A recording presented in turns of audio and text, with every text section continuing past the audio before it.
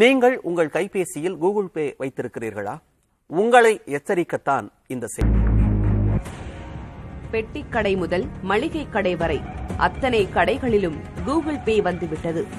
பல லட்சம் பேர் தங்கள் செல்போனை பயன்படுத்தி பணம் செலுத்தும் வேளையில் இதனை பயன்படுத்திக் கொள்ளும் கும்பல் இதிலும் மோசடி செய்ய தொடங்கியிருக்கிறது என்கிறார்கள் காவல்துறையினர். இப்போ கூகுள் பேல ஒரு சின்ன அமௌண்ட்டை போடுறாங்கன்னு வச்சுக்கோங்க, ஒரு 100 ரூபாய் போடலாம், இல்லை உங்கள் வங்கியில் ஒரு 5000 ரூபா போடலாம். அப்போ நீங்களே ஆச்சரியப்படுவீங்க, என்ன ஆச்சு இந்த 5000 ரூபா எங்கேருந்து வந்தது அப்படின்னு நீங்கள் சந்தேகப்பட்டு இருக்கும்போது ஒரு ஃபோன் வரும், இந்த பணத்தை நான் தாங்க போட்டேன், தெரியாமல் போட்டுட்டேன், பரவாயில்லைங்க, தப்பு தாங்க, நான் திருப்பி கொடுத்துறேன்னு நம்ம சொல்லுவோம். இல்லைங்க, நான் உங்களுக்கு லிங்க் அனுப்புகிறேன், நீங்கள் கனரா வங்கி தானே, அந்த கனரா வங்கியினுடைய லிங்க் அனுப்புகிறேன், நீங்கள் அதில் எனக்கு அந்த பணத்தை திருப்பி கொடுத்துருங்க, 10,000 திருப்பி கொடுத்துருங்க, அல்லது 5,000 திருப்பி கொடுங்க சொன்னோன்னே நீங்கள் ரொம்ப ப்ராம்ப்டாக அவங்க கொடுத்த அந்த லிங்க், அதாங்க, யார் லிங்க் அனுப்பிச்சாலும் அந்த லிங்க்ல போய் நீங்கள் எந்த தகவலும் கொடுக்காதீர்கள். செல்போனுக்கு வரும் எந்த லிங்கையும் திறக்க வேண்டாம் என்று எச்சரிக்கிறார்கள் காவல்துறையினர்.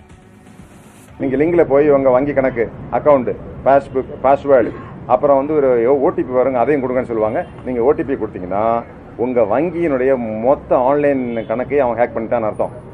உங்க ஓடிபி கொடுத்ததும் உங்க வங்கியினுடைய மொத்த பேலன்ஸுமே அவன் டிரான்ஸ்ஃபர் பண்ணி எடுத்துட்டு போயிடுவான். ஸோ ஏதாவது ஒரு நபர் உங்களுக்கு கூகுள் பேல பணத்தை போட்டுட்டாரு, இல்லை உங்கள் வங்கியில் ஒரு அமௌண்ட்டை போட்டுட்டு தெரியாமல் போட்டுன்னு சொன்னார் அப்படின்னா நீங்கள் அதை ஸ்டேட்டப் பண்ணாதீங்க. அதை நீங்கள் எந்த விதமான ரியாக்ஷன் பண்ணாதீங்க. அந்த நம்பரை பிளாக் பண்ணுங்கள், உடனே போலீஸ் ஸ்டேஷனுக்கு சொல்லுங்கள், அந்த நபர் ஒரு குற்றவாளி. அடையாளம் தெரியாத நபர்கள் மொபைலில் லிங்க் அனுப்பினால் எதிர்வினை ஆற்ற வேண்டாம் எனவும் காவல்துறையை உடனே அழைக்க வேண்டும் எனவும் டிஜிபி சைலேந்திரபாபு கூறினார்.